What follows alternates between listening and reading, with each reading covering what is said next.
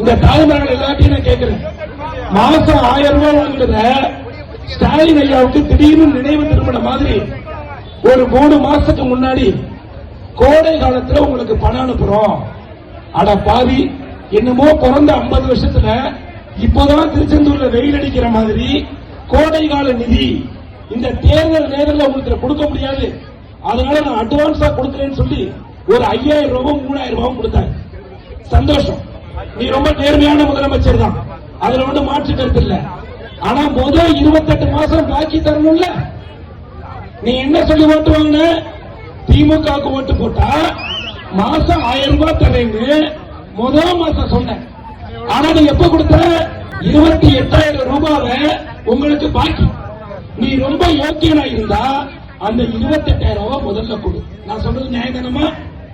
ரெண்டாவது, இந்த current bill இருக்குல்ல, கரண்ட் பில் எவ்வளவு கட்டினீங்க, எவ்வளவு கட்டுறீங்க உண்மையை சொல்லுங்க. 5 வருஷத்துக்கு முன்னாடி 500 ரூபாய் கரண்ட் பில் இருந்தவங்க இன்னைக்கு 2000 ரூபாய் கரண்ட் பில் கட்டுறீங்க.